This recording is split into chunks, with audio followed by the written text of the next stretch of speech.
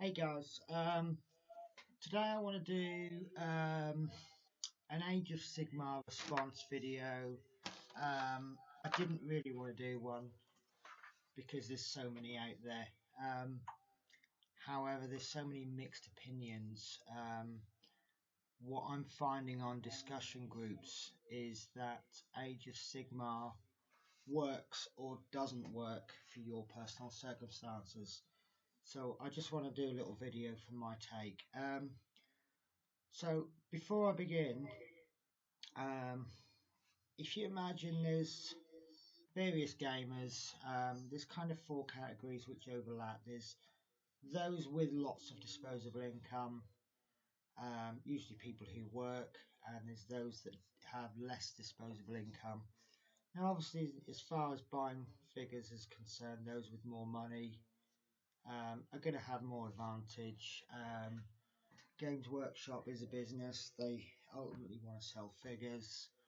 Um, that's the fact with anything, whether you buy bread, food, cars, anything. The other classification, can I use the word classification? You've got people who want to play the game and people who want to paint, and you usually find that people are on one scale or the other, but you more usually somewhere in the middle. I work, so I have a reasonable level of income, and also because of my job, I don't get an awful lot of time to play. I'm in this hobby as a painter. I'm not a brilliant painter. I'm enjoying the painting, so I'm probably on the scale of paint more than I play.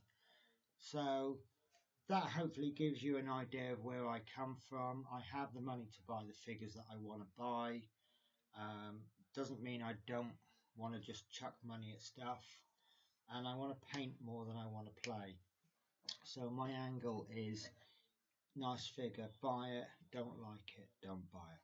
So I came into this game in the 8th edition, and not long after I came in, there were rumours of this 9th edition.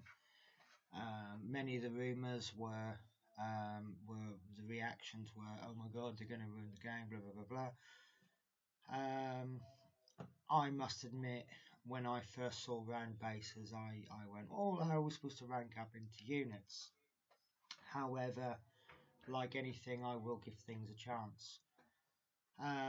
Age of Sigmar came out 6 weeks ago. I bought the box set. Very good value for money as far as I'm concerned. £75 for 2 armies, which aren't small. However, the Sigmars didn't interest me at all. Not a major problem. This weekend I've actually swapped my Sigmars, and I now have 2 armies of core. Fantastic. So what that means is that even though I think 99% of people agree Age of Sigmar is fantastic value for money, but you can still even get more value for money by swapping out the bits that you don't want. There's quite a few figures in there that are single use. By that I mean the Corn Lord with his little puppy. I think it would look daft having 2 of, not impossible, but I personally wouldn't put 2 of them on the field. I wouldn't put 2 battle standard bearers.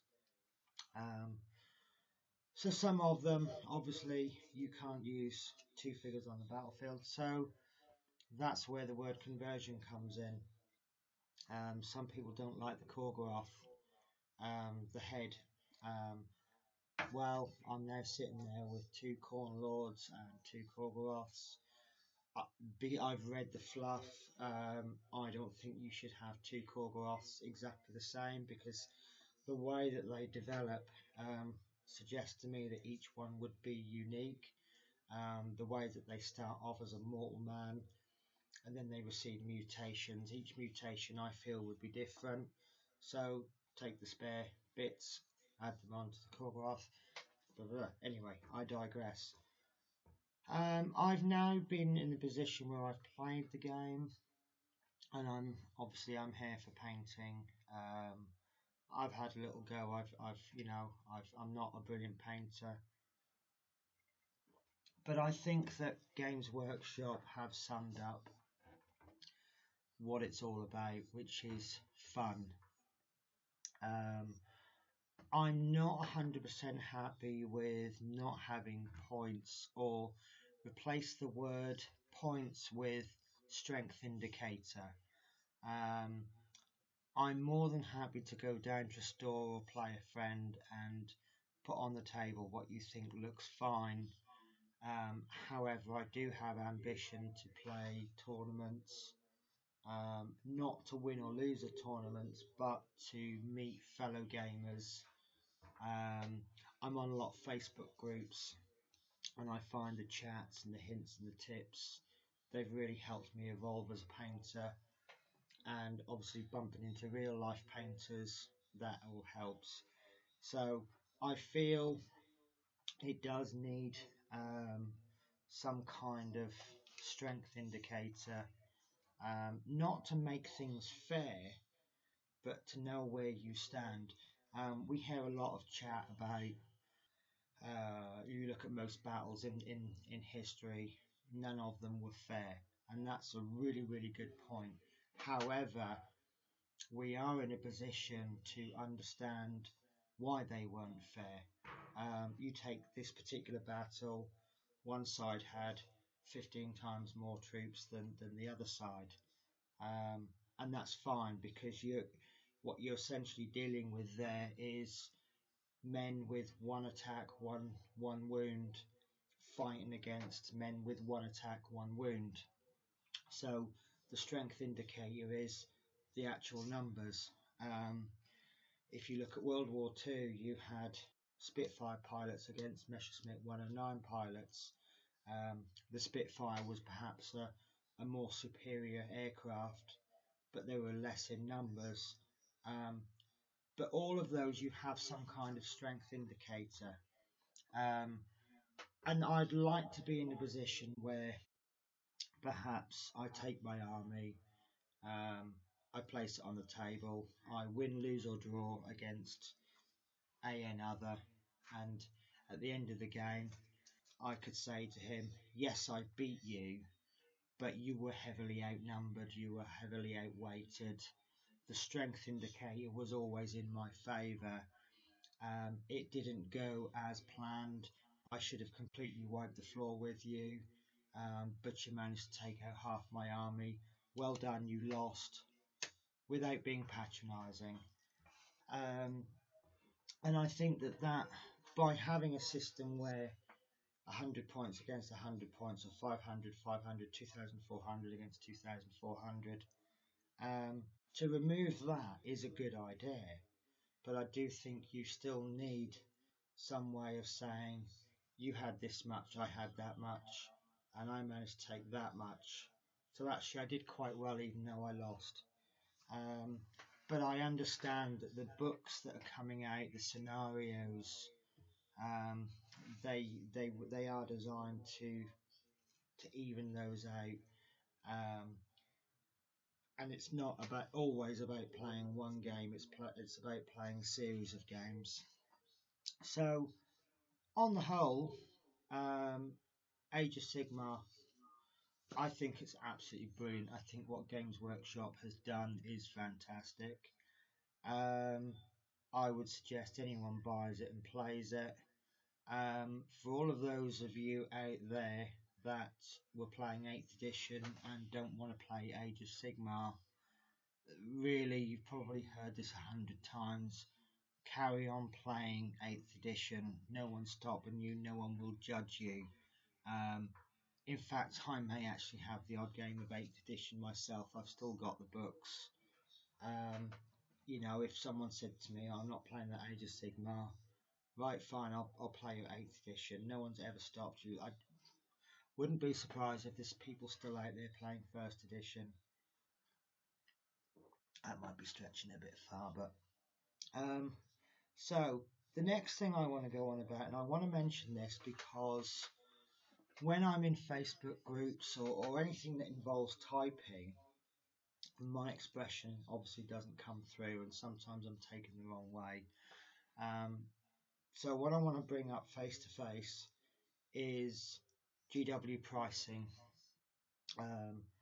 First and foremost, I understand that Games Workshop are a business and they need to make money. They need to sell things at a profit. They can't sell a model that costs £20 to produce at a fiver just because you're a kid, and they want to look after you. It's never going to happen. We all know that. Some things that we buy are ludicrously expensive. Some are very, very cheap.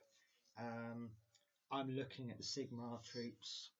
Some of those are coming out. You buy a box of, is it 5 or 6, and they work out per model about £7 each. And I think it's very, very expensive.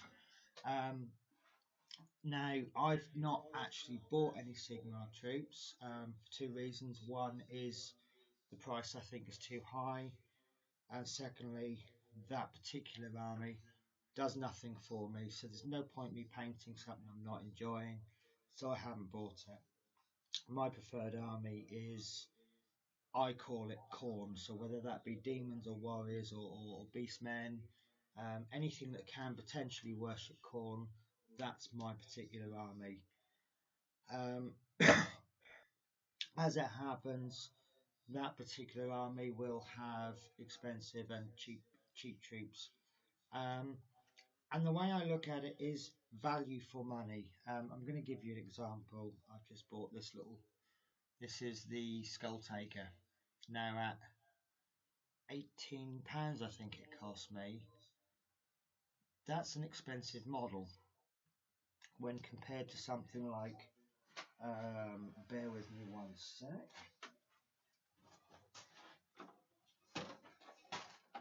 Khorne Blood Reavers. Now the Khorne Blood Reavers were £35 and you get 20 of them. Fantastic. And this obviously, you can't get 2 of these for 20 Reavers.